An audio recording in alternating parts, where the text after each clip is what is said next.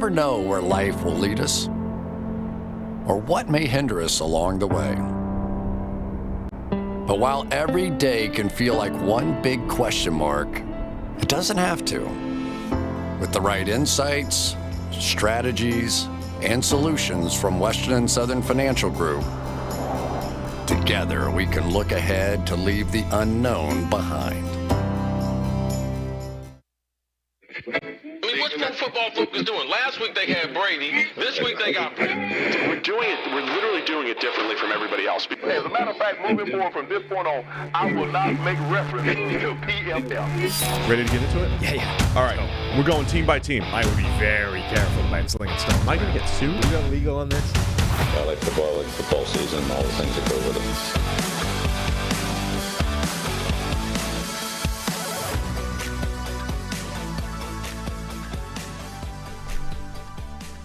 Welcome into the PFF NFL Podcast. Steve Palazzolo, Sam Monson. We're here on our midweek Wednesday episode. Didn't have that last week, Sam. No. It's good to be back to have a little, extra time. Because it was Thanksgiving. It was Thanksgiving last week. But today, an action-packed show.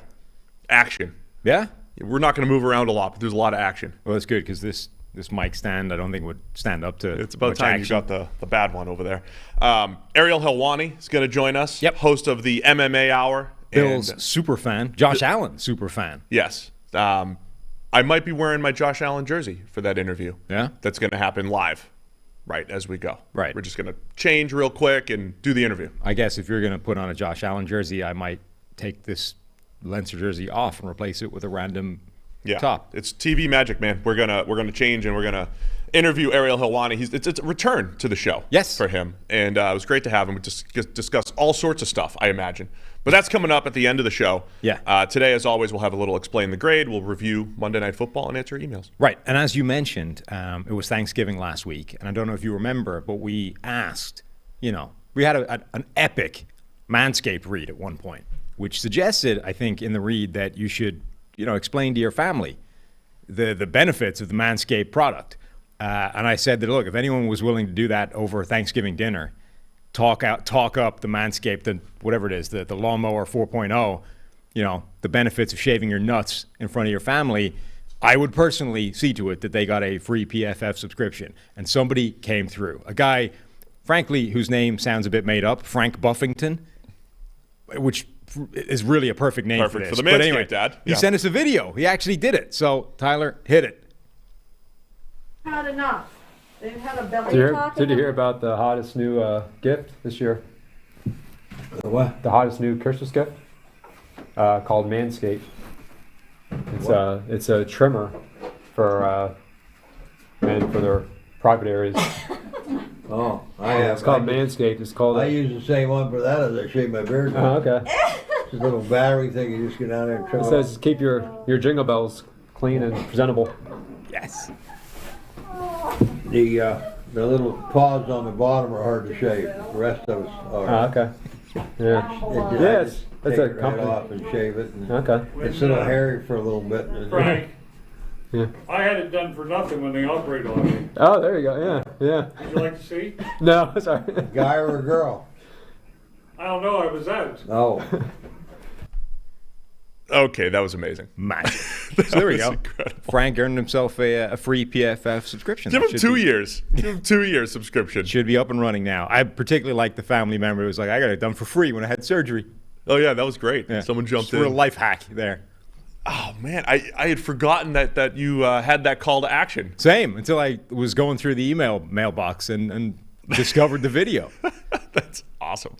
So that was Frank Buffington. Which for sounds Frank. a lot like a made-up name, but maybe it is. Is that is he like Frank.Buffington@gmail or something like that? I'm sure that's the man's name, but anyway, good work.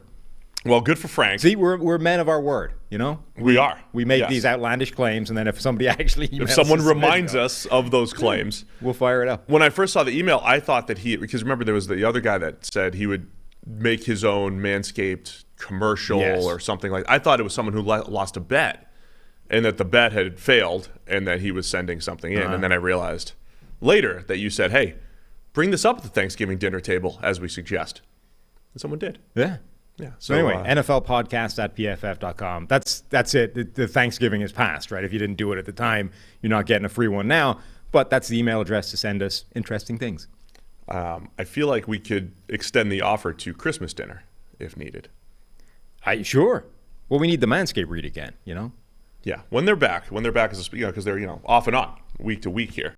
I'm sure next week we'll have another fun Manscaped read, unless we have them tomorrow. Let me see. Do we have them tomorrow? No, I think next week they'll be back. All right, man. Do you want to get into Monday Night Football? Yeah. Pittsburgh Steelers 24, Indianapolis Colts 17. Jeff Saturday falls to 1-2 now as a head coach. That pace for passing Don Shula. Life comes at you fast. Yeah, he was once 1-0. He was undefeated just a couple weeks ago. But 24-17, Steelers moved to 4-7. The Colts fall to 4-7-1. And some interesting things coming out of this game. Kenny Pickett graded really well. You want to discuss Kenny Pickett later, though. Well, we can. Yeah, he will be part of our Explain the Grade segment this week. So we'll explain Kenny Pickett's grade later. Well, we can mention him, in this. The stats looked pedestrian, but, he graded really well because he didn't miss a ton of throws, and he got let down by his receivers, essentially. So we'll talk about Kenny Pickett a little bit later. Steelers got up early. Colts made a comeback. Colts actually took the lead in the fourth quarter, 17-16, or late third quarter, 17-16. Steelers with a go-ahead drive. Early fourth quarter, they get the 2-point conversion, so they go up 7. And I think much of the discussion now is about the Colts and their comeback attempt and their clock management and not using their timeouts late during the comeback. Yeah. It was another example of a game where it shows how important success in the red zone or simply finishing off drives is. Like the first half, the Steelers annihilated the Colts, but they kept settling for field goals, couldn't actually put up serious points. And then Indianapolis gets a big kick return to open the second half where they start with the ball. A couple of plays later, all of a sudden it's 16-10. You're like, what the hell? This game was a blowout a minute ago, except it never became a blowout on the scoreboard because Pittsburgh kept settling for field goals. And then it takes a couple of plays and the game is back in the balance. And that's how quickly it can go to hell if you don't capitalize on actually being able to succeed. Similar thing happened to the Colts though too, because when they started to actually find a groove offensively, they fumbled in the tight red zone. Jonathan Taylor, which remember happened after the Steelers jumped off sides on a field goal attempt. So that was they tried to turn 3 points into 7 by screwing up, jumping offside, giving the Colts the ball again with a new fresh set of downs, and then right in the low red zone as they were about to score 7. They botched the exchange. Jonathan Taylor just didn't get the handle on it. Turnover. It's just such two plays. Is this wild difference between 3 points, 7 points, and 0 points, and the other team has the ball. So the timeout situation here. So the Colts are down 7. They're driving.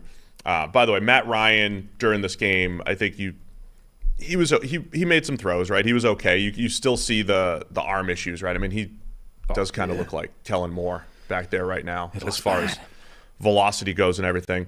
But they got the big man involved, Jelani Woods, who had 98, almost exactly half of Matt Ryan's receiving yards or passing yards went to Jelani Woods, right? 98. He had 8 catches for 98 yards, 199 total passing yards for Matt Ryan.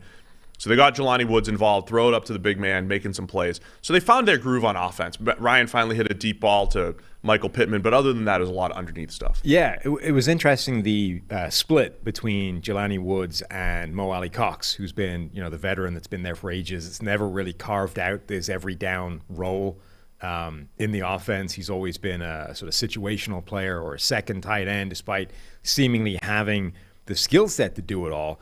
And then even when you look at every kind of measure, Jelani Woods had double the playing time almost, 41 snaps to 22, way more of the passing snaps, was on the field on passing downs basically 3 times as often, was Matt Ryan's go-to guy. Obviously, he has an insane physical profile, the size and speed. There was one play where Matt Ryan led him in to a death shot from Levi Wallace. Levi, who's 5'10", 180 pounds type of deal, he bounced off him. Jelani Woods is sort of concentrating on the catch, and the guy coming in from the blind side to nail him, Levi hits him and just ricochets off, barely, looks like he barely felt it. Because that's one of those, it's one of those instances where it's just physics, Levi's 180 pounds. Jelani Woods is what, 250? Like, there's nothing you can do about that. You're giving up 70 pounds. Even if he's not paying attention, he's bringing, a couple of plates of extra weight to the table. I would throw to Jelani Woods more often. That's all I'm saying. I mean, the only things that were working for the Colts in this game were throwing it to Jelani Woods, and then like Jonathan Taylor got some stuff going, but fumbled the ball away, which torpedoed his grade. Yeah, both run games had a little bit of success for a couple teams that have struggled basically up front the entire season. But Benny Snell had a good little run there after Najee Harris went down. He's got an abdomen injury. Doesn't sound like it's too serious, but something to keep an eye on. Anthony McFarland in there, not Booger, goes in. Booger Jr. Boog Jr. Boog Jr. There you go. He ran well as well. The Colts' offensive line resurgence does appear to be for real. Because this was a game where it felt like, okay, that could come crashing down to earth to like this game.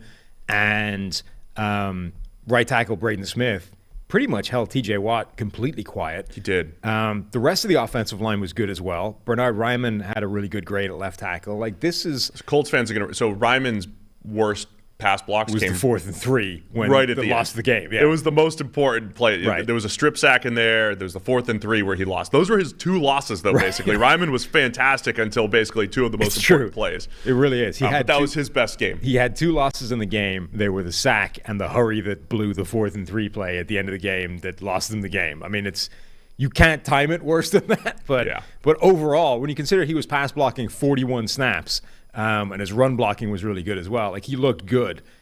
I would say that, like, next week he's up against Micah Parsons, right? So he might not look good next week. But generally, that offensive line, I think, ranked as low as maybe it hit the bottom of the rankings, 32. Certainly hit 31.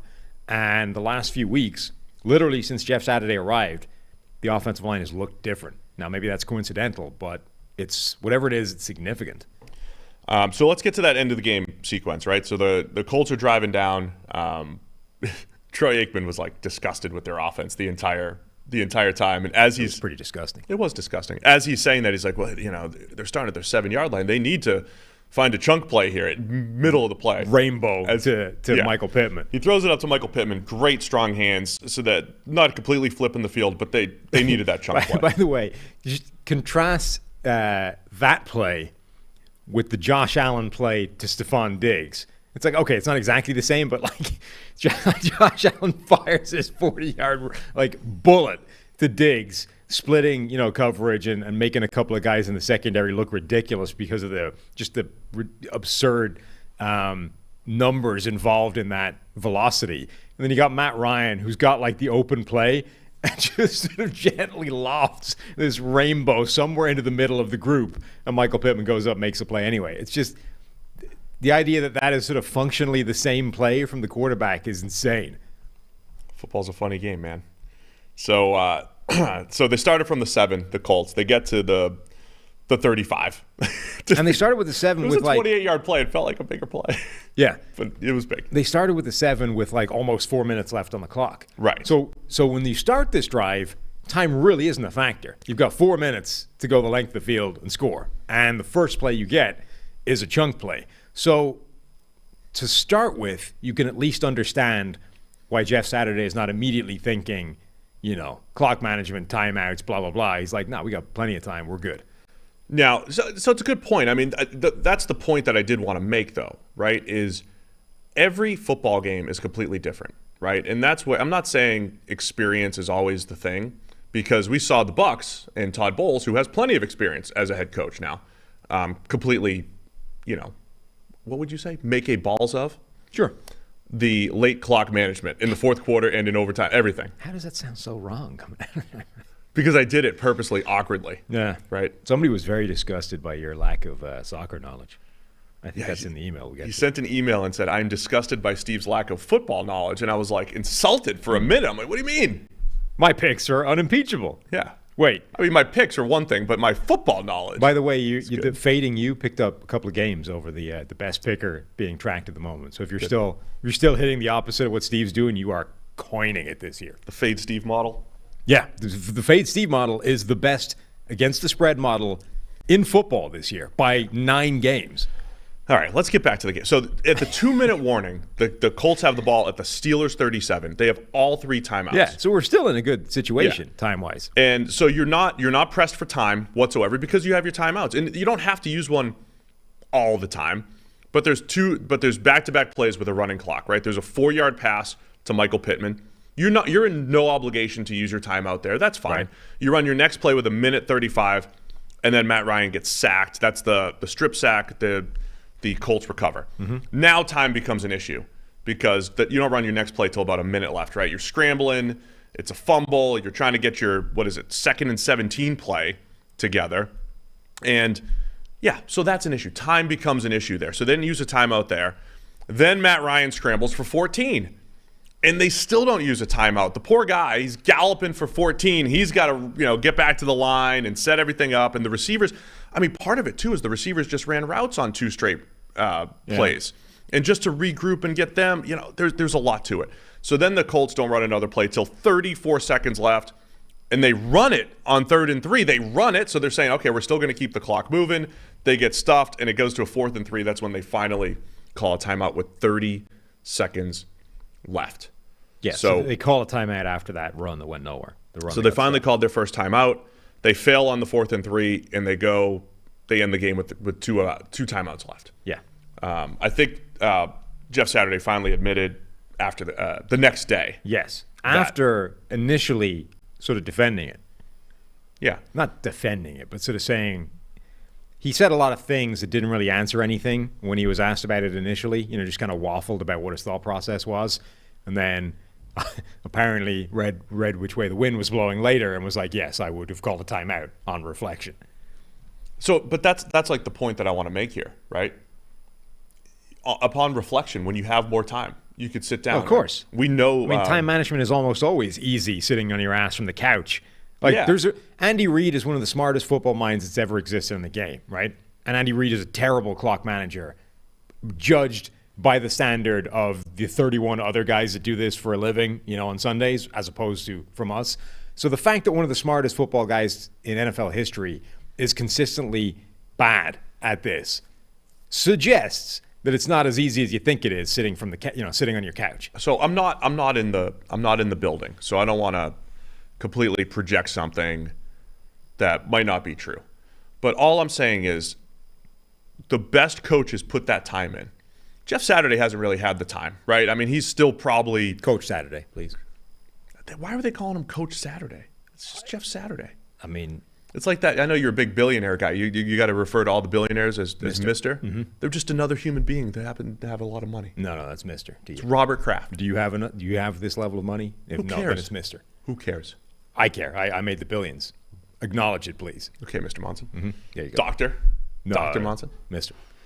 So the coaches have to spend as much time understanding clock management or have people in the building. And I know the Colts have the people in the building. I know who the people in the building are that work on this stuff, wow. Right? They work on it. But so then it becomes a communication aspect. You have to practice the communication aspect of it. You're right. Like when you start the drive, and I think this is where there's a disconnect sometimes. When you start the drive, you're not anticipating, well, what happens when it gets to 2 minutes and I got my 3 timeouts? But there's still a 2-minute warning in there where you have a 2-minute commercial break to talk about this stuff. So that's the other element, right, is that the 2-minute warning came after that 3rd and 6 play where they picked up 3. So now they're facing 4th and 3. So the 2-minute warning for them is all about 4th and 3. Convert the 4. What's the play we're running? How do we pick up the next 3 yards? You're right. Normally the 2-minute warning would be the perfect time to sort of go, okay, guys, this time wasn't relevant at the start of this drive. It's starting to become relevant. Let's quickly game out what the 2 minutes looks like when we take in the timeouts, blah, blah, blah. The 2-minute warning in this situation is all about 4th and 3. But that's where the coach's job has to – you have to be 3 steps ahead. Yeah, you have to be ahead of it, right? Like but you can't wake up on Christmas Eve and be like, oh, Christmas tomorrow, I got to do my Christmas shopping, right? You anticipate these things. You know when it falls on the calendar.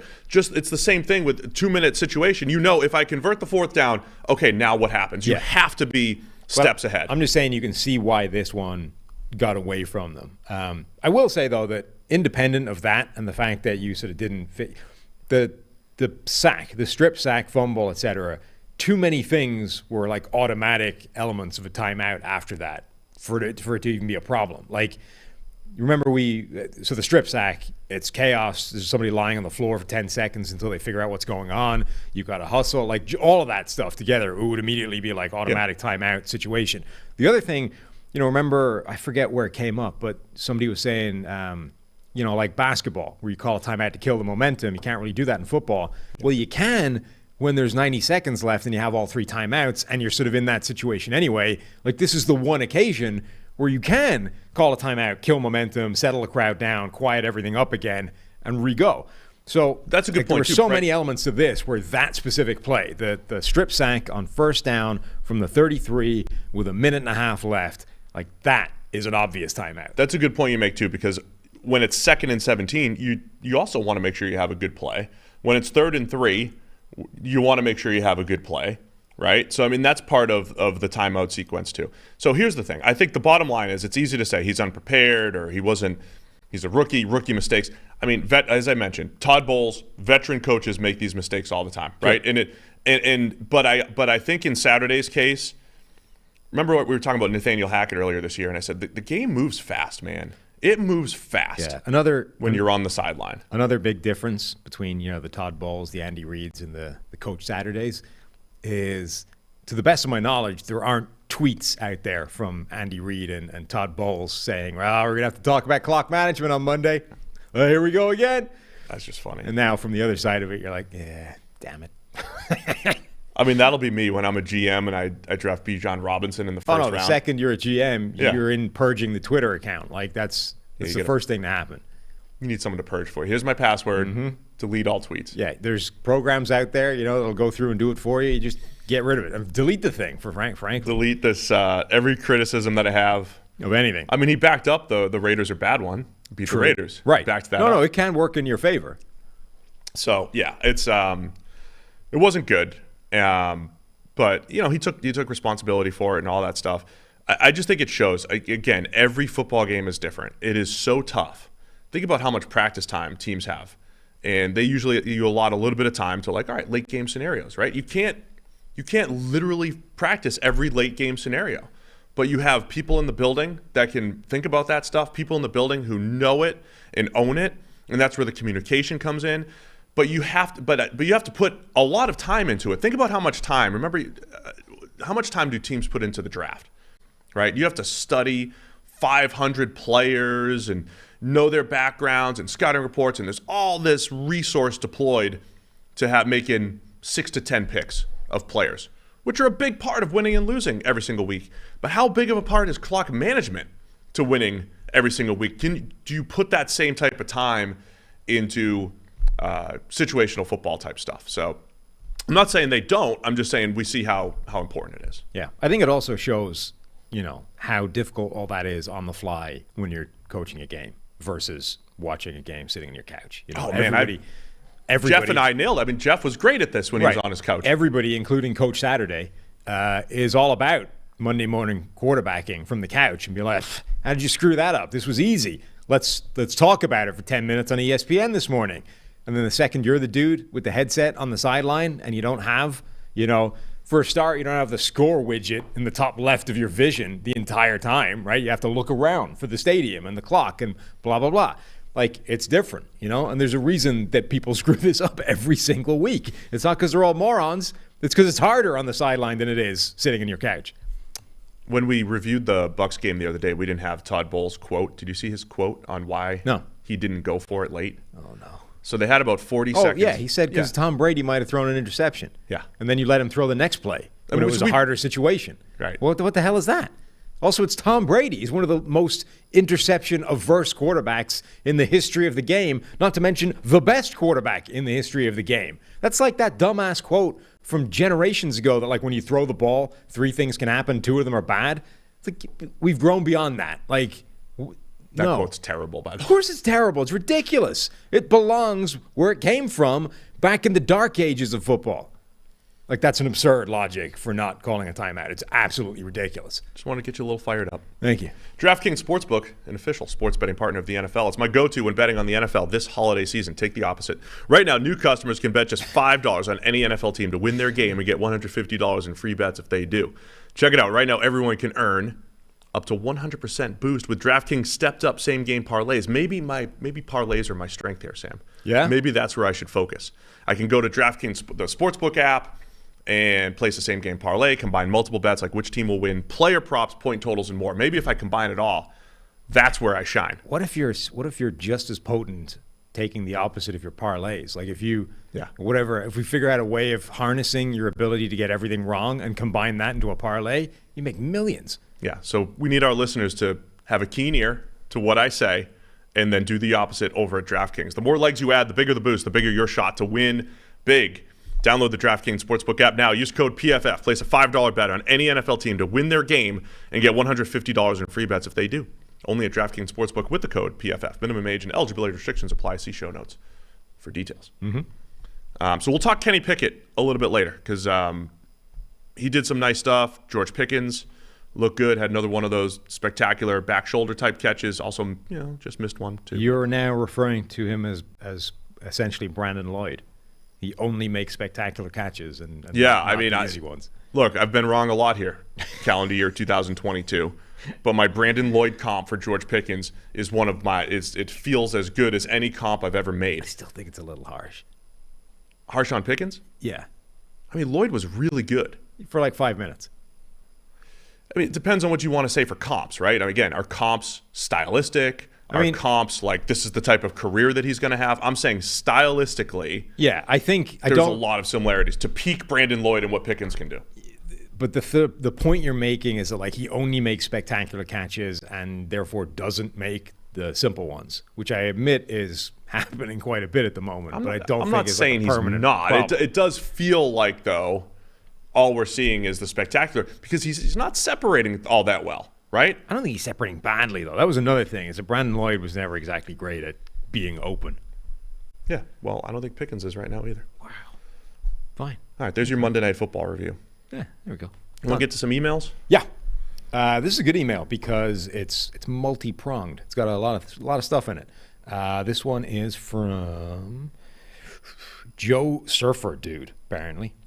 Hi, guys. Love the show. As a 6'3" surfer from San Diego, married to a 6-foot Texan wife who is a former naval officer, I have to say I commiserate with Steve. Thank you. It's a lot of projection. I mean, there's a lot of difference between 6'3" and, you. However, Ireland was easily the best part of the British Isles. My wife and I loved the Tollymore Forest, Dublin, Jameson Distillery, and surfing in Bundoran. By the way, y'all is the correct Texan phrase, but my wife says you have to put the emphasis on the Y like a long U. Phonetically, it's like you all with a deep throat U before emphasize Y right before all. I know this because my wife is from East Texas near Shreveport, Louisiana, and told me to tell Steve that's how to say it. First, noted. I want to ask Sam if Ireland has a y'all saying.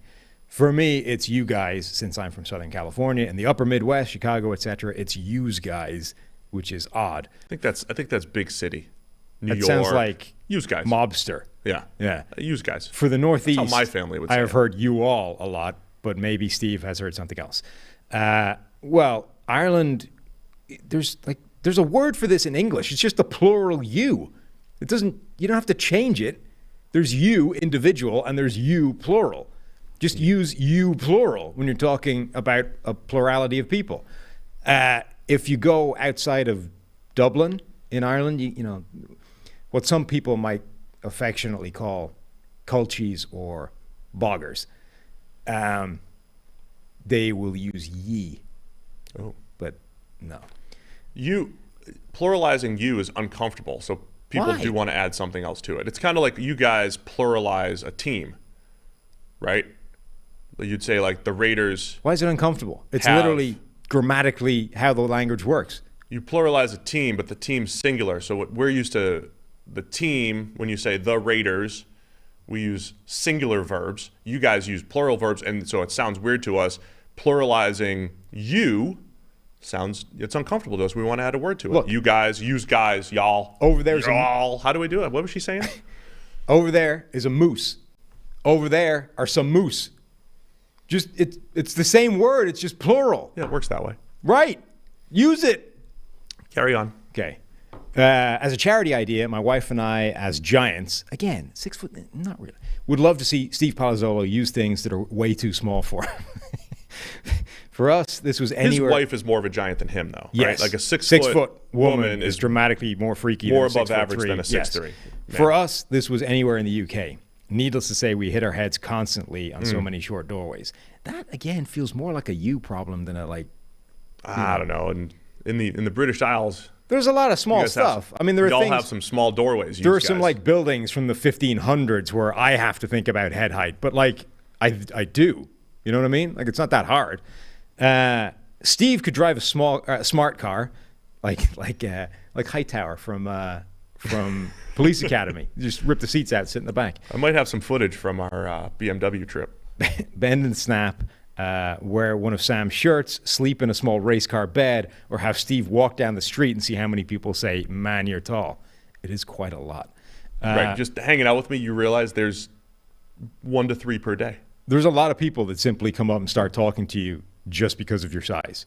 Just because. For no reason other than that. Yep. It's weird. Grocery store, they ask me to get things on the high shelf. I mean, that happens to, again, normal people as well. Like, because there's a lot of people that are very small, you know? Like, can you reach that thing on the shelf for me? Sure. I don't understand why people feel like it's their business to discuss my basketball career or lack thereof. Well, do you play basketball? It's none of your business if I play or played and how well I played. Because otherwise, you have to go somewhere with the conversation. Otherwise, it's just, wow, you're tall. And then, yeah, see ya. You know, there's got to be something else. My all-time favorite's still the guy in the line at the bank who just surpassed all that stuff, and he was about 5'7", and he claimed he could dunk on me. Wow! He just jumped right to it. I'd dunk all over you. I mean, if he was that guy in the Y, 55-year-old 5'7" man. If he was that guy from the Y, he might have been able to. That's true. Anyway, on to the actual question. I wanted to ask if you guys have actually reviewed the Trey Lance trade since almost all the picks have now been made. Since the trade, the 49ers have got 4 starts out of 37 total games, including the playoffs, from Trey Lance. He has a 53 PFF grade in those starts. With the picks they traded, other teams have received. Dolphins have got wide receiver Jalen Waddle, wide receiver Tyreek Hill, and linebacker Channing Tindall. The Cowboys have gotten edge rusher Micah Parsons. Wow. The Chiefs, via the Dolphins, have gotten cornerback Trent McDuffie, whilst the 49ers have lost cornerback Jason Verrett to a season-ending injury. The Patriots, via the Chiefs, have gotten guard Cole Strange. Not such a good pick so far. Well, actually, he's been okay. I mean, it seems clear to me that the 49ers majorly lost this trade and also lost 40% of Trey Lance's rookie contract with his third year coming off major ankle surgery. Isn't this one of the worst trades in history value-wise for the 49ers? Sincerely, Joe Surfer Dude. All right, very thoughtful email. It is. Good email. Went through a lot of different things there. Yep. I don't know if it's fair to evaluate a trade based off the actual picks. You know what I mean? Because you can, in hindsight, it's like, sure, I would have done that. If I was the 49ers, what I would have done is simply kept Jimmy Garoppolo and then just drafted Jalen Waddle and traded for Tyreek Hill and grabbed Channing Tindall, and that's what I would have done. Maybe just grab Micah Parsons instead. Yeah. That's what I would have done, right? But we don't have that information at the time, so it's not really fair. Well, what it does is represent the best-case scenario. That's a good point. It's like this is possible with those picks. So the inverse of that, right, is the Raiders trade, trading Khalil Mack. Yeah, 3 first-round like picks. This is also possible. The absolute disaster that it turns into. Yeah, and so that's but I think if you're evaluating the process for, say, the Raiders trading Khalil Mack and getting 3 first-round picks, I think the process was sound. Now they have a separate process, which is their player evaluation process and who they value as first-rounders. And when you value the number 5 edge defender in the class at number 4, when you value a running back and you value a box safety, that's a different process that's poor. But the trade itself was probably fine. Why'd you delete this? I liked having the... You want to have the thing in the thing? I'm trying to... All the information. Control-Z that thing. Are you on? There you go. It's back. But yeah, that's a lot of really good players that changed hands. I mean, as of right now, it is catastrophic for the 49ers for multiple reasons. One, because of that was what you could have had. You know, look what you could have had instead. Damn it. But also because they haven't gotten anything from Trey Lance yet. Like, that's the bigger problem. It's like generally with quarterbacks. If you get it right, nothing you gave up matters, you know, almost across the board, whether it's the monster trade, whether it's the contract. Like, if you nail the pick, there's almost no amount of cost that it offsets, you know? We the still problem don't is really, if you don't. And we still don't really know yet, right? There's 2 more years of rookie contract Trey Lance. Yes, but that is the problem as of right now, is that it doesn't look like they got it right. And that's the problem, not what they could have had instead. It's like, you know, Russell Wilson in Denver, right? The problem is it looks like he screwed it up. If Russell Wilson in Denver was working great and we were, you know, that he was as good as he'd been prime Seattle years, nobody would give a crap that they gave up Drew Lock and Shelby Harris and a couple other, and Noah Fant, you know, guys who are certainly Noah Fant and Drew Lock who aren't featuring effectively for the Seahawks. And right now the number 4 overall pick. Plus some picks. And the contract, like nobody would care because it was worth it. Yeah. And it wouldn't be the number 4. It wouldn't be 4, right. But you know what I mean? The problem is you got it wrong. The problem is not what it costs. It's like that's then used as a stick to beat you with once you screw it up. Yeah, I think the difference there, though, is with the Broncos, there were some warning signs with Russell Wilson. Sure. That maybe you didn't want to make that trade and make the big-time investment in him. But you can also make the same, like, you know, Trey Lance barely played football. Oh, yeah. There were, had but like do we know 150 pass attempts or whatever? The fact that Trey Lance didn't win the job as a rookie over Jimmy Garoppolo, the guy that you spent all these picks to replace, is that part of the failure, right? Did they expect Trey Lance to come in and take over right away? And then he didn't, so they roll with Garoppolo. They go to the NFC Championship. Okay, now it's Trey Lance's time, and he gets hurt in week 1, and that's week 2. And that's unfortunate, but we still don't really know what he is, right? If they get 2 more rookie contract years out of him, and he's good, that can salvage this whole thing, because then you successfully transition from Jimmy Garoppolo to Trey Lance. If he comes in next year and looks incredible, like if he comes in next year and is dominant, the run game stuff that he brings is amazing, and as a passer he's pretty good, all of a sudden this goes away, and you're like, okay, yeah, it would have been great to have all those guys that we could have had with these picks. On the other hand, we got our franchise quarterback. We're Super Bowl contenders for the next several years. We're good, you know? The problem is that right now they've got nothing, and they're burning time waiting for it.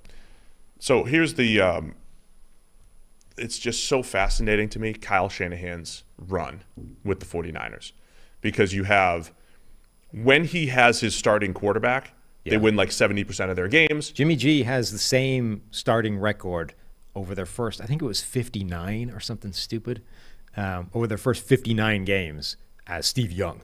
Steve Young, who, remember, walked on to like this already dominant juggernaut dynasty team off the back of Joe Montana, like finally got given the job, was now sitting at the helm of an unstoppable juggernaut, had the same first 59 win-loss record as Jimmy G. So on one hand, when you're evaluating Kyle Shanahan, you could say when he has his starting quarterback, the guy that they handpicked, he wins 70% of his games, whatever that number is. When he has his backups, it's C.J. Beathard and Brian Hoyer, remember, for a while was starting, and Nick Mullins. When he has his backups, they win like 20% of their games. Yep. So when you look at the totality of Kyle Shanahan's record, it's like, was he good in San Francisco? Well, it depends on which way you view it.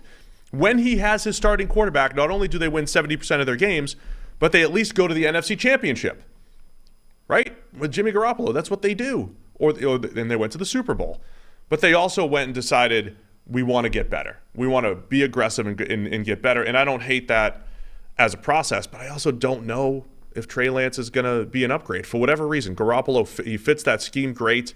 His production never matches his PFF grade, but the production is more than good enough. That's where the Kyle Shanahan factor comes in.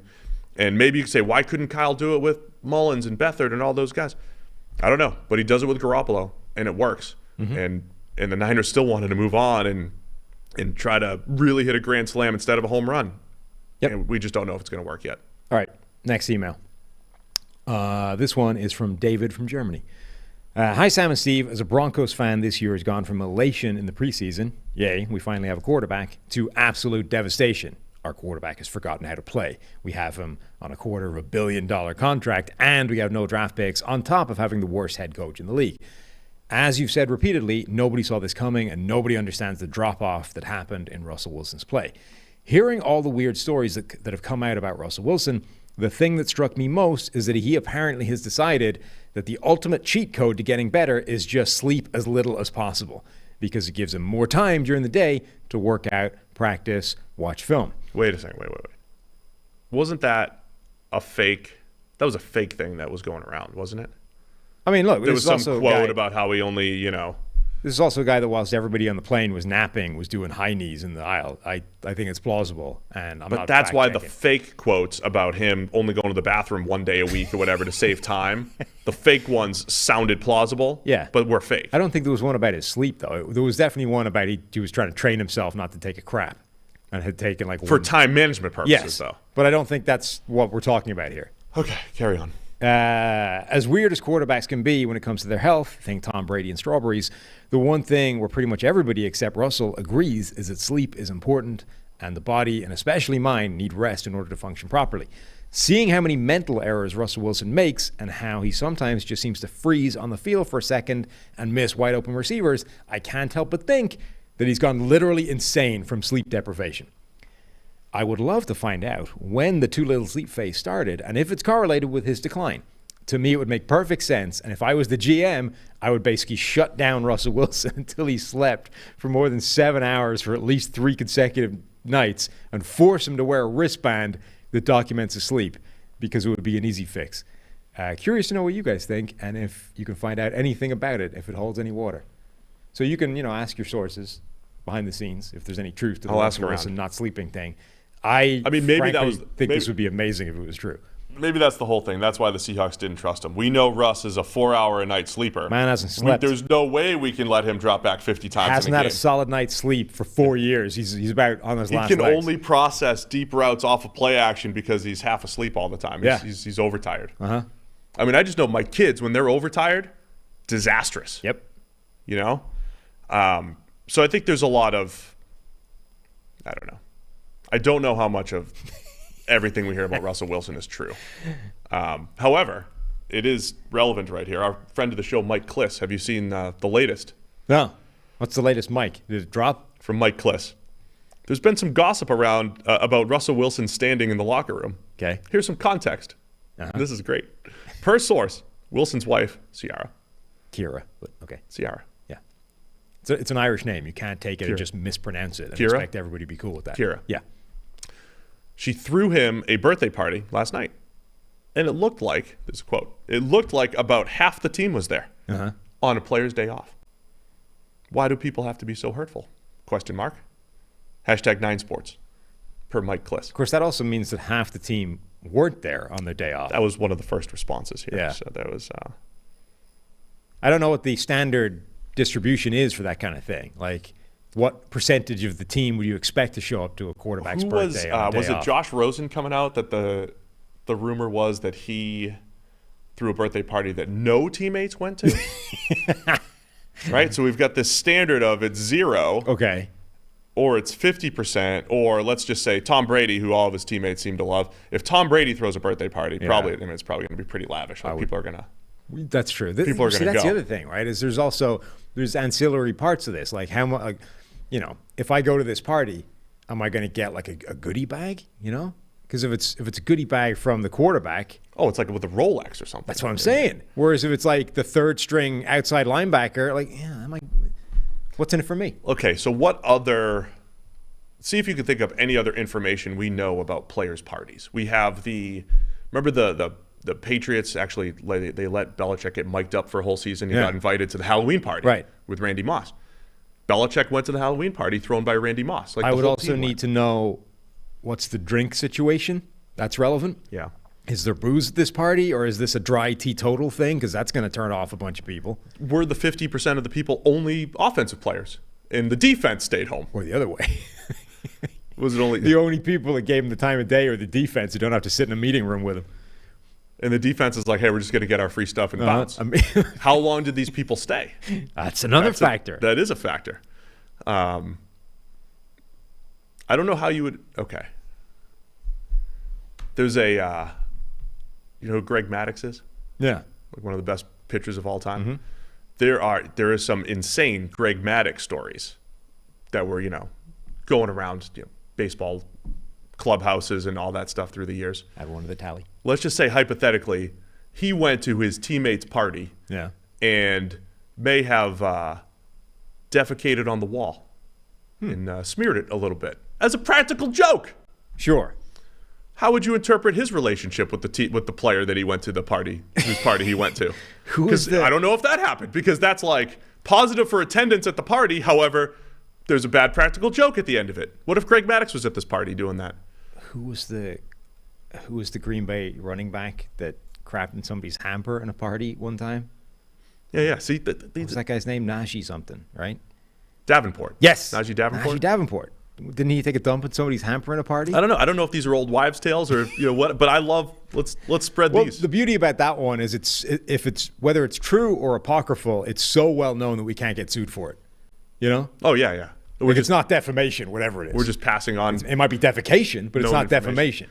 I don't know how many of these Maddux stories are hilarious, and I don't know how many are true or how many are. Can't believe you just let that wordplay pass without recognition. That was amazing. Do it again. It's not defamation, but it might be defecation. No, yeah, nothing. No, that's good. That's really good. You're a wordsmith over there. So back to the other thing about the sleep thing. Yeah, we've said this before. Remember when they showed Cam Newton's schedule? Yeah, which looks ridiculous. Yes, it was like I'm up at 4 a.m.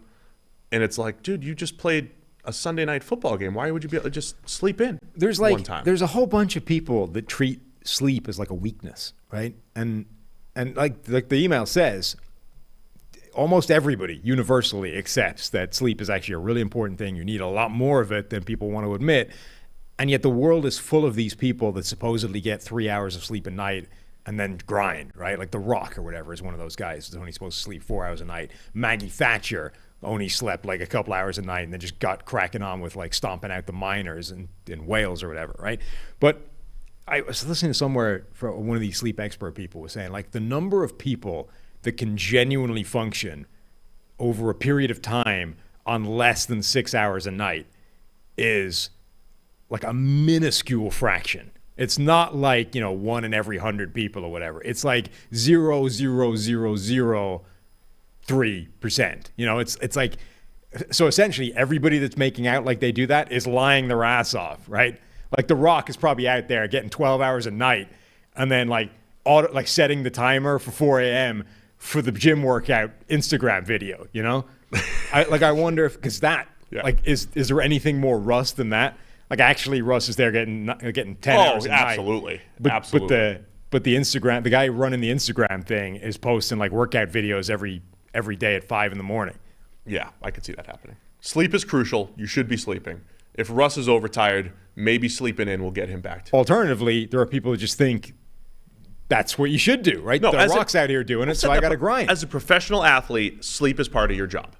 It doesn't mean it's 8 hours. Doesn't mean it's whatever it is that is best for you. 6.5. They're talking about 6.5 being good, 9, like whatever it is. Sleep, consistency. It is part of your job to sleep and be of proper mind. We have the crack research staff in our chat. Benjamin Jones says, as per Bleacher Report, Greg Camarillo claims that Chad Pennington had a house party, very specifically on June 4th, 2009. House party, different from a birthday party. Sure. Which was attended by the entire team. Yes. Chad Pennington equals the GOAT. Everybody loved Chad. So I think we have a standard. There's at least a quarterback out there that's had the entire team attend. Right. There might be a quarterback in college who had 0 of the team attend, and he's been a bust in Josh Rosen. And the fact that Russ falls somewhere in between, I think is more negative than positive. Falls somewhere in between now. Who knows what it would have looked like 2013. Oh, I bet rookie Russ was having everybody over there. That's what I'm saying. But without the goodie bags. Sure. Or at least crappy goodie bags. Crappy bags. That's what we do here on the Wednesday show. Yeah. There's a certain degree to which the Wednesday show may cover less hard-hitting topics than the Monday or the Thursday show. I'll tell you what it will cover, though, is Symbol. You guys have heard me talk about them before, but our sponsor, Symbol, has their best offer yet for new users. Symbol is offering a $500 risk-free deposit for new users who join the stock market for sports. When you sign up with the code FOOTBALL, your first deposit comes with a 30-day money-back guarantee. If you were hesitant on joining or simply haven't joined yet, now you can with this risk-free deposit. As a reminder, Symbol lets you trade pro and college teams like stocks and even earn cash dividend payouts when your teams win. Symbol is a peer-to-peer market that took the thrill of sports betting and turned it into the stock market to give fans a new way to speculate on your favorite pro and college teams. And now you can join with a $500 money-back guarantee. So download the Symbol mobile app for iOS by searching SIMBULL in the App Store. Use the code FOOTBALL to get your risk-free deposit up to $500. Whether you want to invest in an up-and-coming team, like maybe the Jaguars at 4-7. Maybe this is it. They're turning it around. Or the Lions turning it around. Or the top dogs like the Chiefs or the Eagles. Symbol lets you buy and sell team stocks and profit from your sports knowledge. So go check it out. Do we have one more email here? Yeah, it's a simple one that's not quite explain the grade, but same kind of idea. We've had this a little bit before, but I think this is a good, simple one. So Tristan McRae asks, kind of a specific explain the grade question, but I'm wondering how Josh Allen's rushing touchdown against Detroit was graded. He fumbled the snap, which makes me think it could have been a turnover-worthy play, but it also feels weird to give that play a negative grade because he then obviously picks it up and rushes for a touchdown. In general, is it possible to have a turnover-worthy play that also gets a positive grade? Essentially, how do we deal with plays like that? I like this because I think this is a simple explanation and, we can actually give it. Simple answer is we compartmentalize the play. Yeah, so we can give the negative grade and then the positive play after that as well. I just want to confirm. Now, not every botched snap is on the quarterback. I think sometimes you could see that it's the center, or he snaps it early, or he snaps it into his buttocks, or whatever it might be. The buttocks. That was not the case on this play. Right. Where was this run? Q2? No.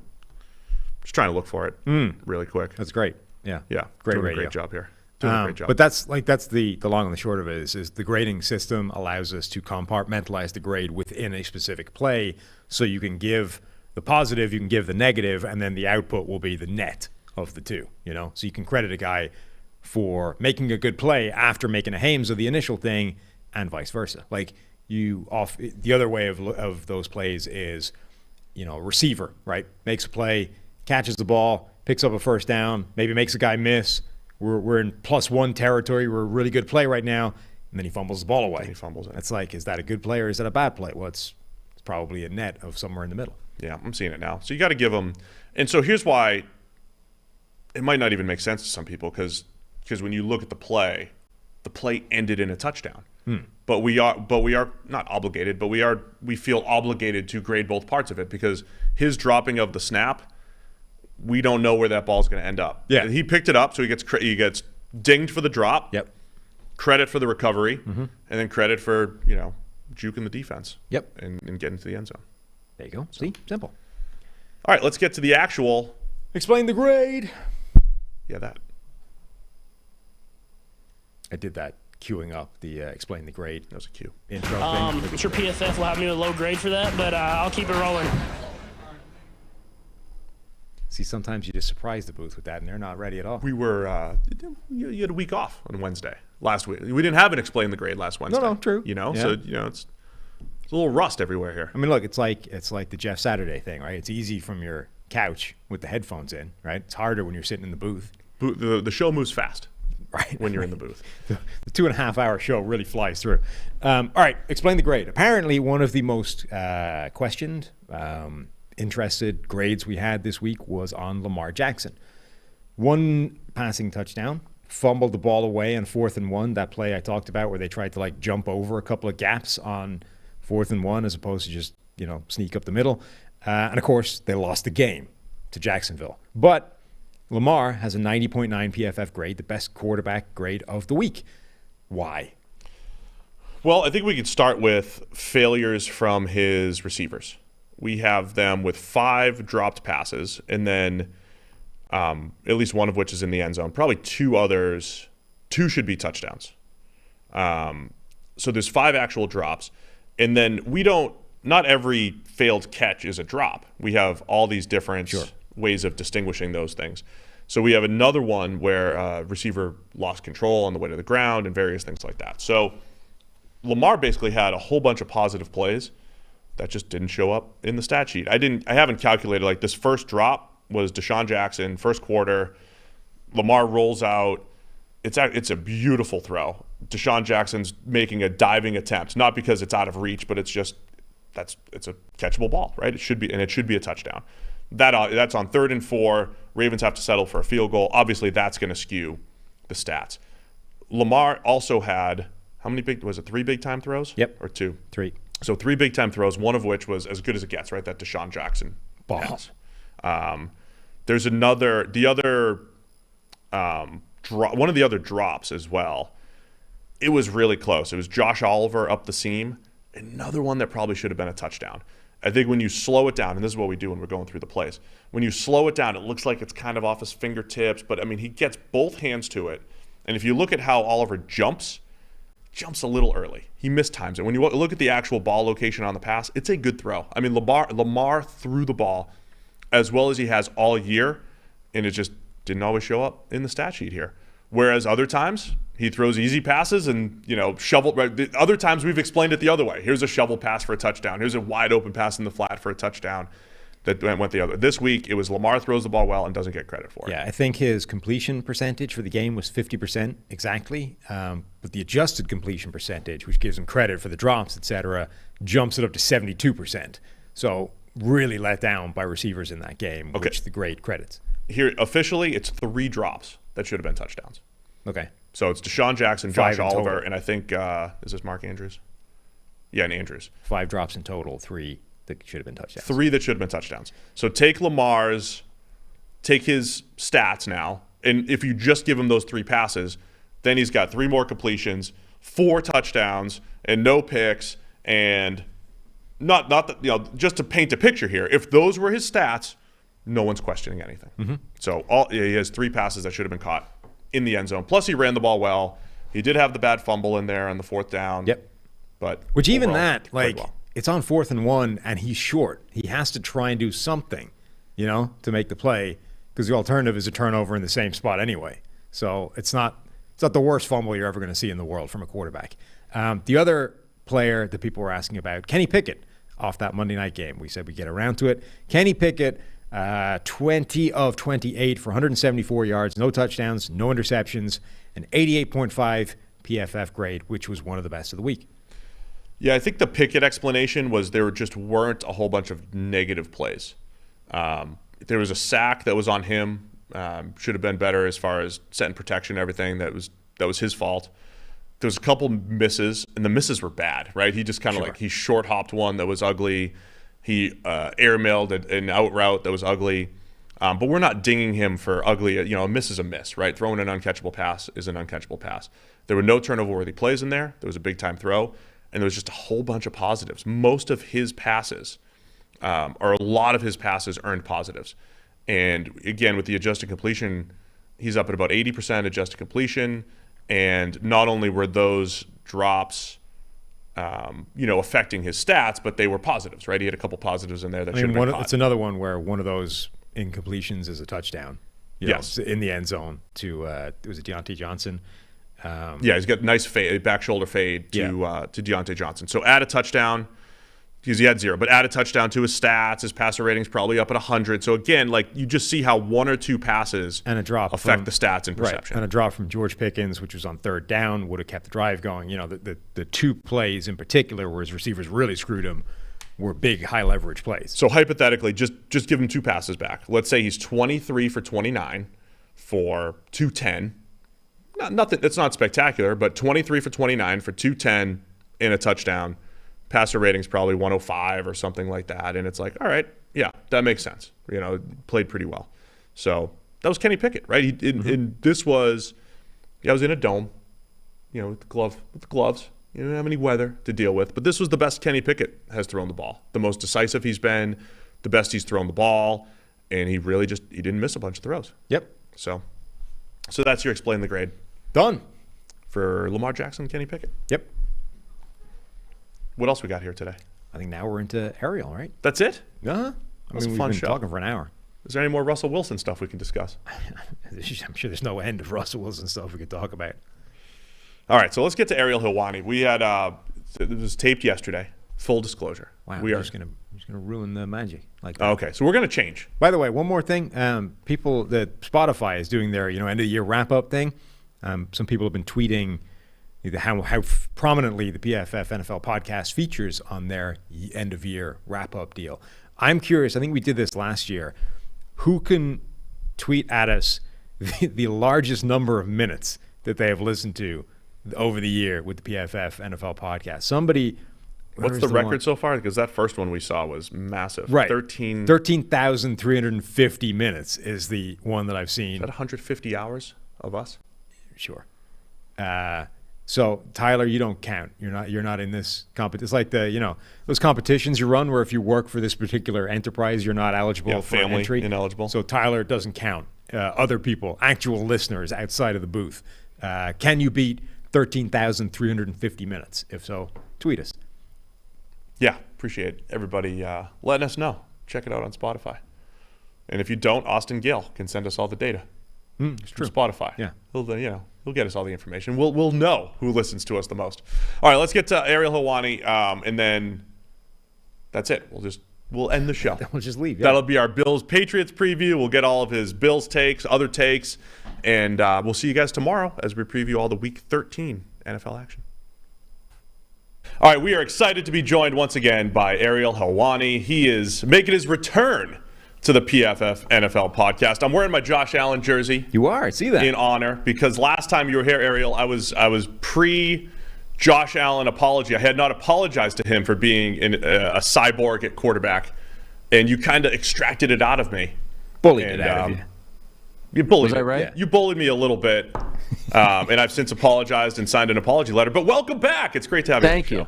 Thank you. It's good to be back, although I find it interesting that you have me back on when Josh is struggling a little bit.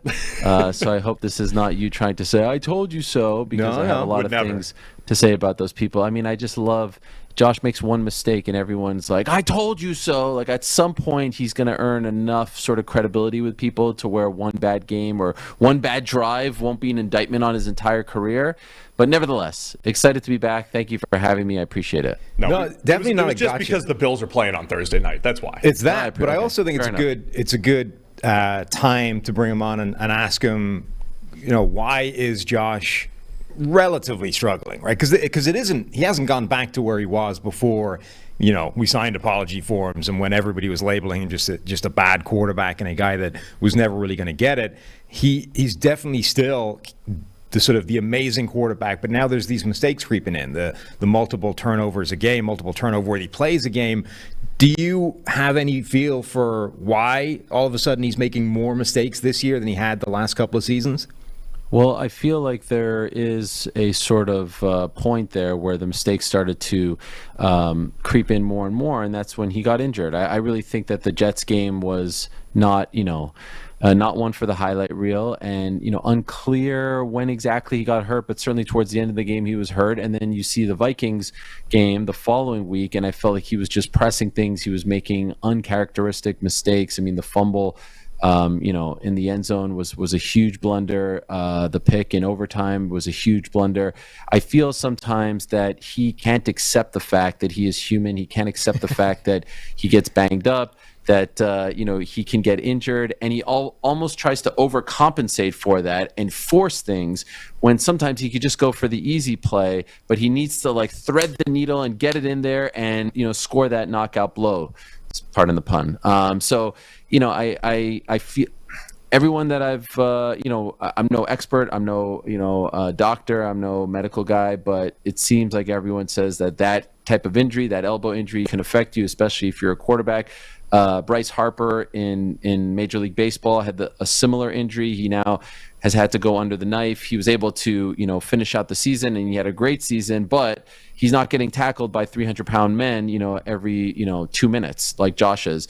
This has actually made me love Josh even more, because the guy is he is allergic to quitting. He doesn't know what it means to sit out. He doesn't know what it means to not play. And then he doesn't know what it means to go and take his intensity level from a 12 to a 5. Like, if you didn't know that he suffered that injury against the Jets, you would have no idea by his intensity, right? By his drive. He is still running. He is still putting his body on the line. So, yes, I think he's banged up. I think the performance against Detroit would suggest that as well.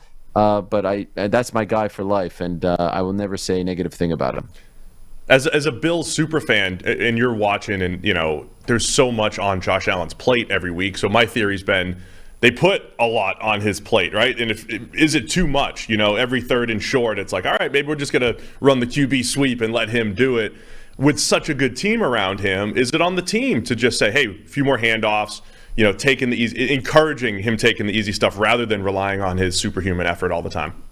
Maybe, and I've seen some people say that they missed Dayball. He was a lot more creative, all that stuff. But at the end of the day, he's the sure thing. When it's third and short, or even if it's 4th and 1, I'd rather go with him. And I will say this: I have been a little iffy on Devin Singletary over the past couple seasons. I really think he's stepped up his game over the last few weeks. Singletary's been great. I don't know if he's been hearing about Cook or they make the deadline deal and all this stuff, and he's feeling those footsteps coming his way. But I really think Singletary has stepped up. I would say at times the wide receivers have been a little bit disappointing this year. It's been a bit of a roller coaster of a year, but I would also say this time last year, November was their worst month of the season. Remember, they lost to the Jaguars. They had that performance at first half against the Bucs. I mean, that's when people were really writing them off, and then they picked it up come December and, of course, in January. So, I was laughing at the beginning of the year. I remember they were maybe 2-0. Yeah, it was after the Titans game, and everyone was like, "They can run the table. They can run the table." I was like, "Are you guys insane? Running the table? What are you talking about?" First of all, these are the Bills, and second of all, it's damn near impossible in today's NFL to run the table. So I knew that a lull would happen. I'd prefer the lull to happen in November than to happen in December or January. So this to me is reminiscent of last season. I think they're a better team than last year's, so I'm not pressing the panic button just yet. And by the way, considering what they accomplished over the last 2 weeks, moving the first game to Detroit against Cleveland, that was stressful. They couldn't practice on Friday. Everyone's sick on Wednesday. All that drama about leaving their homes, and then having to return, 4 or 5 days later, and then beat a super hot Detroit team at home. Come on. I mean, I know they're not, highlight reel wins, but they're showing something here, and I've been very happy. Yeah, it's interesting. The Bills obviously started the season as the red hot Super Bowl favorites. They were, I think, universally accepted. They had the best roster in the NFL, and now we're 12 weeks through the season. Everybody's still kind of confident in that, including Vegas. The odds still have the Bills as the Super Bowl favorite, despite they're one game back from Kansas City. They're second in their own division, albeit on the tiebreaker with Miami. How are you feeling overall about this team's chances of winning a Super Bowl? Because that's what it's about for them now, right? The last year was great. They showed they can hang with the Chiefs. This season is all about the Super Bowl. And anything else, it's not a failure, but it doesn't hit the target, right? Oh, 100%. I did see this morning, so I'm a BetMGM guy, and I saw that the Chiefs have now surpassed them as the Super Bowl favorites for the first time. I think the Chiefs are plus 400, Bills plus 450, and you know what? I was supremely happy when I saw that. I've never felt comfortable with the Bills being the Super Bowl favorites. I prefer us being the underdog. I prefer us creeping up on people. That's obviously not going to happen now. But this idea that they have to live up to a certain expectation always made me feel uncomfortable. So I'm okay with that. I still believe in them.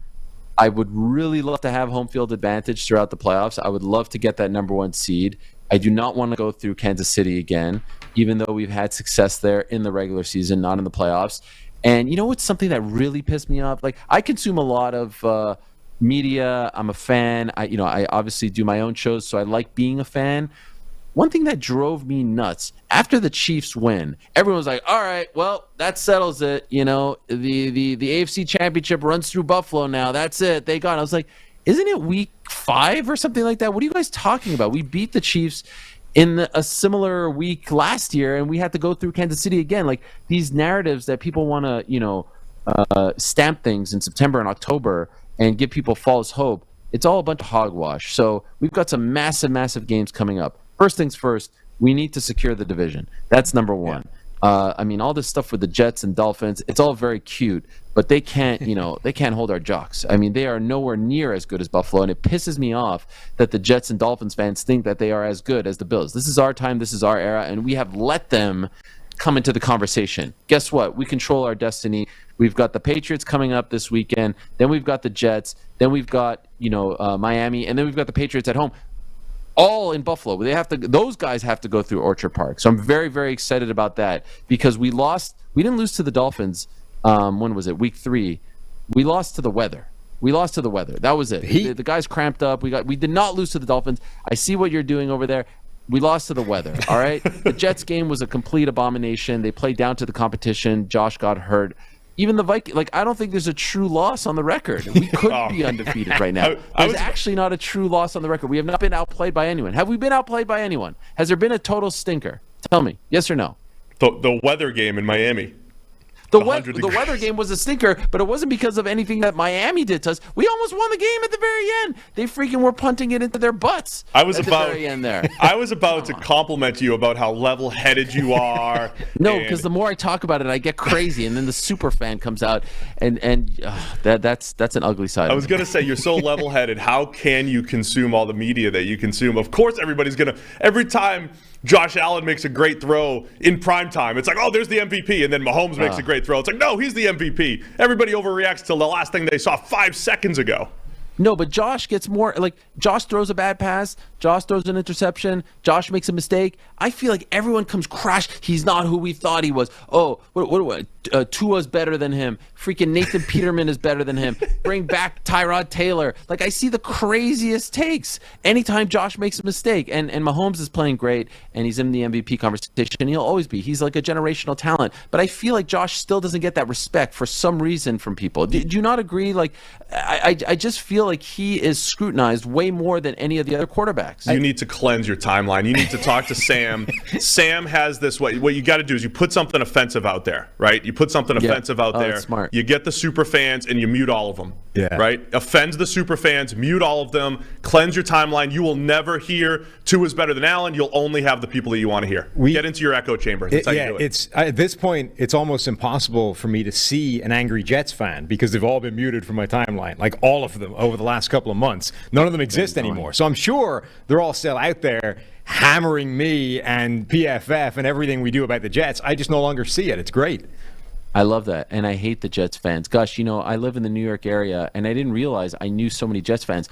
All of a sudden, they beat the Bills for the first time in God knows how long, and they all come out of the freaking woodwork. I mean, texting me literally seconds after the win, DMing, texting. I was like, you guys, I didn't even know you existed. What the hell? Congratulations on your Super Bowl in early November. Well done. Bravo. They are non-factors. They are absolute non-factors. I cannot wait for the Miami at Buffalo game and the New York at Buffalo game. I cannot wait for those games because I feel like those are going to be the games. The Bills are going to rise to the, to the occasion. And there are, I said this, I remember it perfectly. And I'm not saying that I have any sort of power, but I was texting my friend, good friend of mine, Pete Carroll from Blanchardstown, a fellow Irishman, and he's become a big Bills fan as well.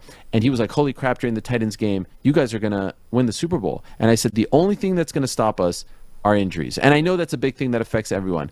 I swear to God, guys, within 2 minutes, Micah Hyde gets injured. And everything feels like it's changed since that injury. And then there's Jordan Poyer and there's Matt Milano. And I know everyone deals with their stuff. And now there's Von Miller. Oh, please, God, Von Miller. I'm happy. It doesn't seem like an ACL, but we need that guy back. The run D has not been tremendous. It's always been our Achilles heel. And then, of course, the Josh thing. If we can somehow get back to 100%, I will take that team and stack them up against anyone. It's just the injuries. And, that's why you play the games. And that's why it's a 17-game season and the playoffs and all that stuff. But I do believe, pound for pound, when healthy, we are the best team in the NFL, no doubt about it. Yeah, I think we said coming into the season that the biggest concern for the Bills is it's just injuries, which is random ass luck generally, right? If they stay healthy, they have the best roster, they should be in contention. The biggest scare for them is not an area of weakness on the roster, it's that an area that is a strength becomes a weakness by injuries. I want to ask you, you said before you're a giant sports fan. We talked the last time you were on about all the different things you're doing in addition to the MMA stuff. Canada's at the World Cup now. I saw you chose Nottingham Forest as your EPL team. You're into that as well. Where would a Bills Super Bowl rank for you in the hierarchy of fan successes, fans things to live through? Where would that Bills Super Bowl rank? Is that number one? Is that the top? There's two teams. So I grew up, my favorite three teams growing up as a kid in Montreal were the Bills, the Knicks, and the Montreal Expos.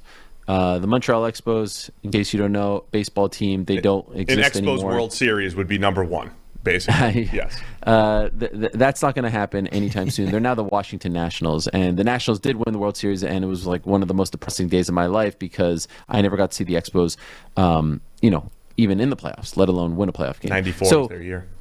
Yes, 94 strike. We can go on and on about that. Bills and Knicks, but I would say the Bills Super Bowl would at this point mean a hell of a lot more to me because the Bills were the first team, like the first sports team that I ever fell in love with because I was 8 years old and I was watching the Giants Super Bowl in Tampa and I saw Scott Norwood miss the field goal and I was just a kid watching it with my cousins and uncles and brothers, and I felt something in my heart for that team. Like I watched the way they play, and I loved the way they played. I loved the K-gun, and I felt something. And then I said, "All right, that's my team." And then they play Washington, and I remember going to my parents' bedroom when they lost to Washington and crying. Like I remember exactly what was around me. I remember what I was wearing, crying. And my brothers were Cowboys fans, so you can imagine what the next two Super Bowls felt like. And so for all those teams, for all those players, for Thurman Thomas, for Bruce Smith, for Jim Kelly, for Cornelius Bennett, for Darryl Talley, for all those guys, Kenneth Davis, who I love, Keith McKellar, all those guys back in the 90s,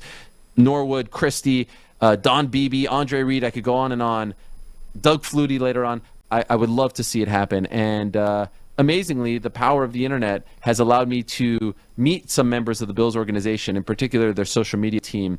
There's a woman named Kelsey Sweet who is incredibly kind, and I feel like I now have an even deeper connection to the team. And in fact, I don't know if you guys know this, but last month I got to attend my very first Bills home game. I've never been to Orchard Park prior to last month.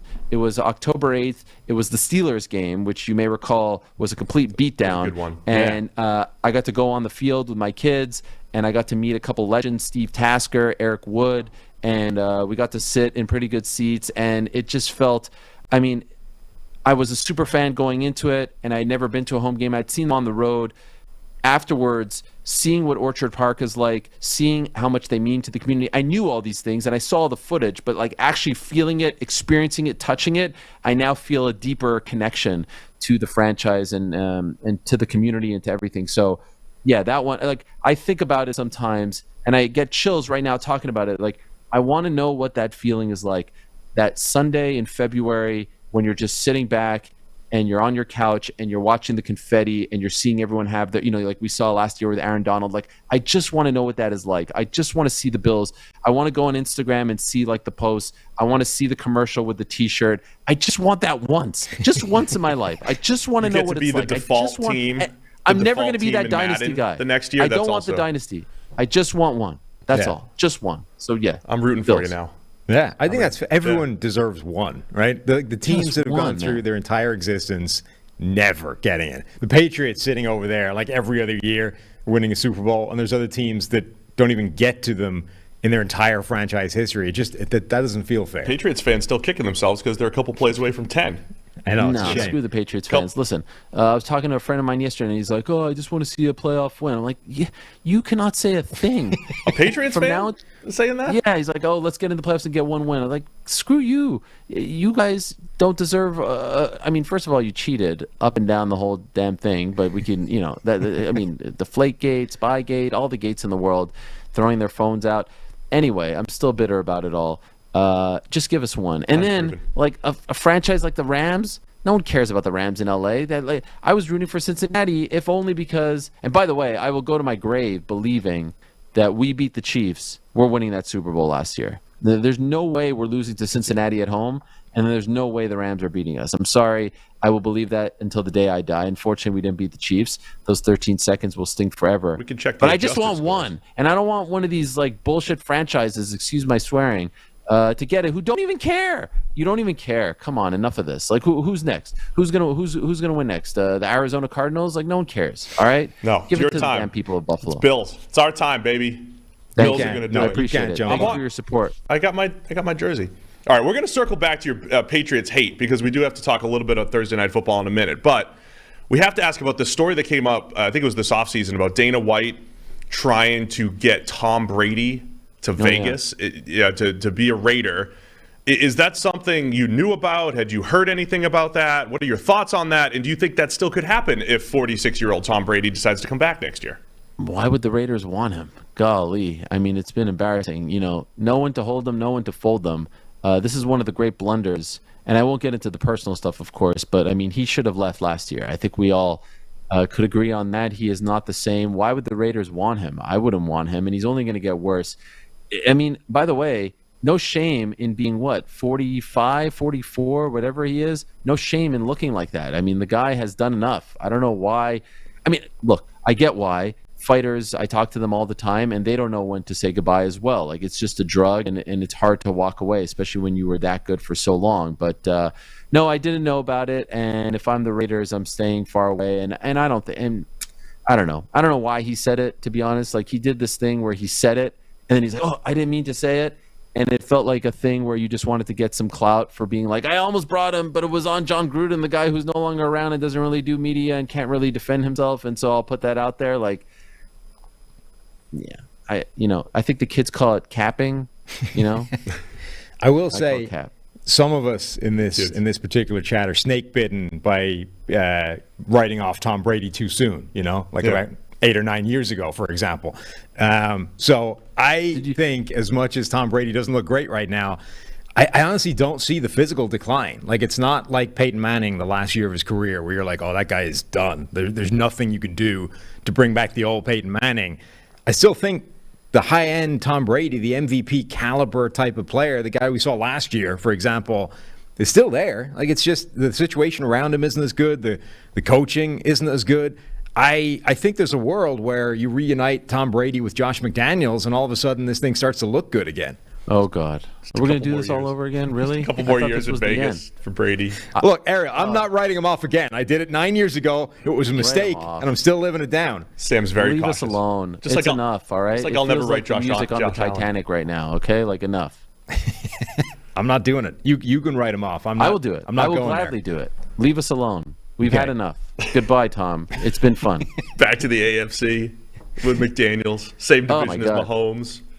Wow. By the way, I would love to see Tampa in the Super Bowl. That would be nice. That would be a nice little full circle moment for us. I don't think it's going to happen. I think we can make it. I don't think they will. And maybe I'll be proven wrong, but I'm allowed to be bitter. All right, carry on. There have been enough beatdowns over the last 20 years. I'm allowed to hold that grudge. That's okay. That's fine. Yeah. You have to be the unbiased sort of neutral guy to a degree. In this world, I could be the crazy person. No, it's true. You've been brought on because of your connection to the Bills. You're allowed to embrace it. It's fine. It's all about balance, right? It's like the BBC over here. We got one side, then we got to give the other side. So looking ahead to Thursday, are the Patriots just not what they used to be anymore? It's not the same specter. It's not the same fear. It's Mac Jones instead of Tom Brady. So Buffalo just rolls, right? Sort of, but look, the playoff game was tremendous. The playoff game was one of the greatest moments of my life I just didn't want it to stop. I was like, please, more. And the Micah Hyde interception in the end zone is one of the greatest plays that I've ever seen. I mean, it was as close to a perfect game in baseball that you can get in football from Josh Allen, right? I mean, I forget the stats now, like how many third downs there were. I don't even think there was a fourth. It was just nuts. The whole thing was nuts. That being said, if you recall, the Monday night game in Buffalo was a complete embarrassment. And this was around the time that I was saying that, November-ish, late November-ish, where people were like, holy crap, the Bills aren't for real. And they completely crapped the bed on that one. And even when they went to Foxborough in late December, it wasn't, a one-sided, it was a close game. I believe Isaiah McKenzie had a great game, if memory serves me correct. Anyway, I'm not, it's still Foxborough. It's still Bill Belichick. There's still those demons there. So I'm not expecting. Plus, we're banged up. Yeah. Usually you play a Thursday game. You get, a few days. We're not getting those few extra days, right? We're going Thursday to Thursday here. So, and we're back on the road again for another, we had Detroit, and now New England. So I'm expecting a tight one. We always seem to play these AFC East teams very closely for whatever reason. We can't put any separation. Same thing happened last year, right? The Patriots were threatening to win the division again. So I don't think Mac Jones is a great quarterback. I don't think he's anywhere near as good as people thought he was last year. I don't think he's anywhere near as good as Josh Allen, of course. I mean, obviously. But I'm not expecting a blowout here. I'm expecting it's never easy. It will never be easy for us. Even this year, when everyone thought we were going to run the table, look what happened after week 2. It will never be easy. So I'm expecting like a 21-17 type of game. Ooh. So Vegas has it at 4.5. Oh, there you go. Now. 5.5. 5.5 now? Yep. Well, Green Line's not updated, huh? Apparently not. Well, either that or the app's not updated. One of the two. Okay. So 5.5. So I don't want to put words into your mouth. I didn't know that, for the record, but I would always take the Bills. Okay, points, I was going to say. Points, money line. We're asking everybody, and you would be the first fan, I guess, that we've brought on here that wouldn't be picking their team. We had Joe Thomas picking the Browns by $1 billion. Ariel, you said you were a bet MGM guy. If you would like the strongest edge in the betting landscape in the world this year, what you want to do is to pick the exact opposite of whatever it is Steve picks. I actually ran the numbers, and it is by far the best picking rate against the spread of anything. If you just reverse it, if you just flip it upside down, he's ahead by like 7 games or something from the next best guy. By an island. So are you going with Patriots plus 5.5? I'd probably take the Bills here too. Sorry. I'll take the Patriots at 5.5. But legitimately, you don't think they're going to win, right? No. Like money line, you don't pick. No. Right. No, I think Buffalo wins, New England covers. It's fascinating because the last year that Monday night game was as unique as it gets as far as NFL. Like, Mac Jones threw 3 times, once into the fourth quarter, right? All run game. But the other game was more, in Foxborough, it was more of a straight up type of game. And the Bills last year were they were a better team. They were on their way to winning the division. Bills fans probably sounded like Jets fans last year. What you're referring to as Jets fans, like, we're the new team. We're the new team. That's how Bills fans, right? Bills are sitting atop the division now, right? They've overtaken the Patriots. So I think this is still the Bills' division. I think they're going to win. They're going to cover even on the road here. Wow.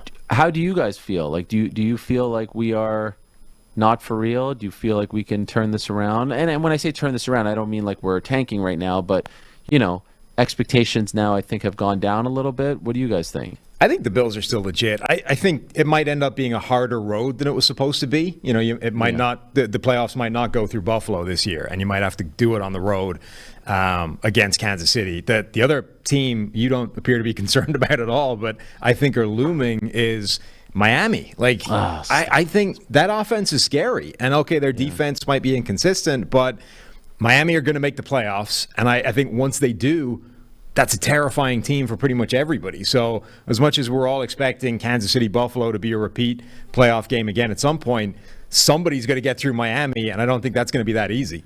I am interested in Miami in the Northeast, though. I am interested in that. I think that is different. We've always talked about even bad Dolphins teams do have an advantage down in Miami. They do. Oh, yeah. And historically, I remember in the 90s with Dan Marino, they would always have trouble up in Buffalo in December and January.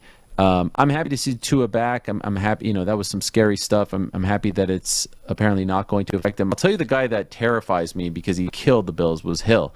When it's just like we couldn't stop him, and especially in the playoffs.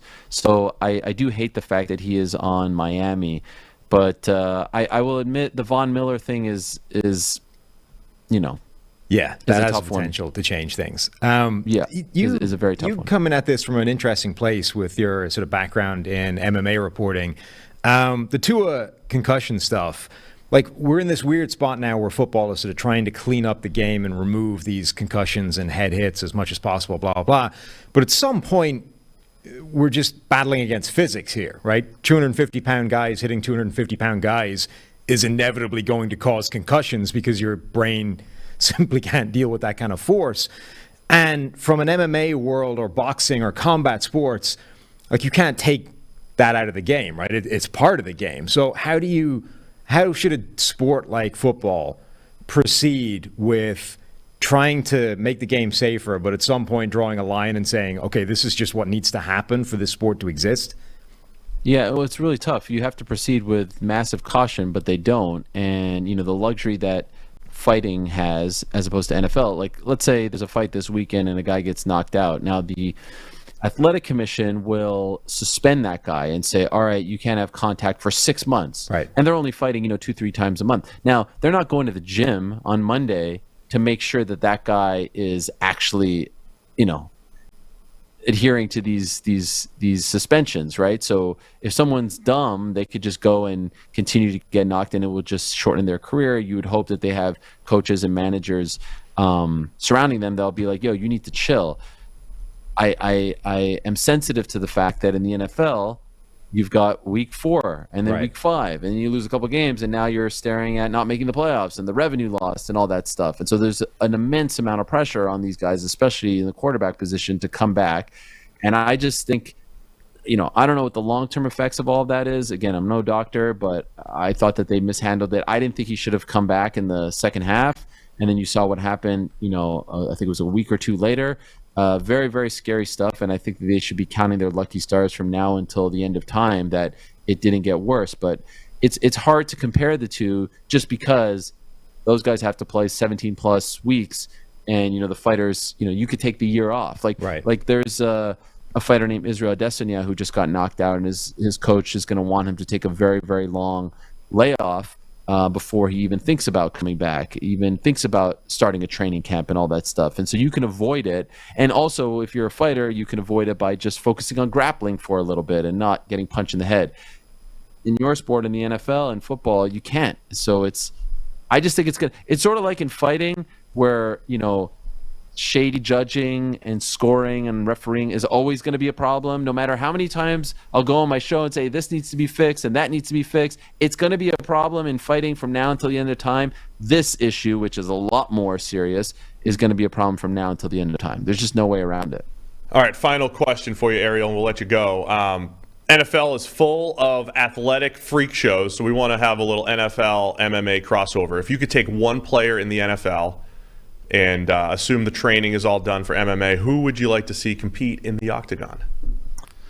I've been asked this question before. My choice is always Josh Allen. He's an unbelievable athlete. He's a big boy. He's as quick as can be. He's agile. He could take a hit. He's strong as hell. He is fearless, right? He doesn't mind getting hit. Who better than him? He's got a rocket of a right hand, right? True. Who better than him? Yeah. Who else would you want in there? In the pocket, any day, any time, I bet on number 17, Mr. Thumbs Up himself. I love that guy. I've never met him. I've never interacted with him. I know very little about him other than the fact that he's a winner, a leader, a QB1, also does great things in the community. But remember that clip that came out recently? It was like 1 week, he loses to the Vikings. Well, actually, the Jets and Vikings. What does he do at the press conference? He takes it all on himself, all on his shoulders. Following week, Zach Wilson, puts up a stinker. What does he do? No, I don't know anyone anything. I didn't let the defense down. That's the difference, right? That's the difference between our leader and everyone else's. Aaron Rodgers, same thing. He's like, no, I don't care. I did my part. You'll never hear that from Josh. And that's why at the end of the day, even if they don't, God forbid, win the Super Bowl, even if they never realize that potential, as a father now, as a 40-year-old man, as someone who kind of looks for the good people and the ones that I want my kids to be fans of, I am very happy that my kids are fans of his, that they are supporting him, that's their guy. Because I would hate for them to support a guy like, Aaron Rodgers and Zach Wilson, even Tom Brady. Tom Brady's a good role model. Again, I could say these things. Yeah, no, it's perfect. Yeah, you get Josh. We need my kids like Josh Allen too. We just get to bring Ariel on to say the things that we can't say. It's yeah, we can. We're unbiased. We're wearing the shield over here, Rob Lowe style. Yeah, just rooting for the NFL. That's right. Ariel the Helwani opinions expressed on this interview are that of Ariel Helwani. Yes, we'll have a disclaimer go across the bottom. Perfect. Ariel Helwani, host of the MMA Hour. You've got your own YouTube channel. Where else can everybody find you? Just on social media, Ariel Helwani. I tweet a lot about the Bills, especially on Sunday. I'm very excited to be back. Thank you for having me, and hopefully this is a sign of good things to come. And around mid-February or so, after the parade, we can link up again and talk about how great it all was. We'll bring you back for the post-parade show. And then also, Sam just started watching the first Royal Rumble the other night. And so I said, well, I want to have a late 80s, 90s type of... What prompted that? We got to rewatch some stuff here. I saw something on TV, and I was like, yeah, it's been a long time since I've watched those old 80s, tremendous WrestleMania things. And then I went looking for them, and Steve's like, oh, they're all sitting there on Peacock, like everything. I was like, okay. Like, that's tonight sorted. Which is a pain point for the rest of us who actually want to look for stuff on there, but it's fine. Right. So we'll have to have some sort of show too where we're just, going through some old school stuff and the screw job and all that. Whatever we can talk. Oh about. yes, anytime. So, all right, thanks, Ariel. Appreciate it, man. Thank you guys. Go Thank Bills. you so much.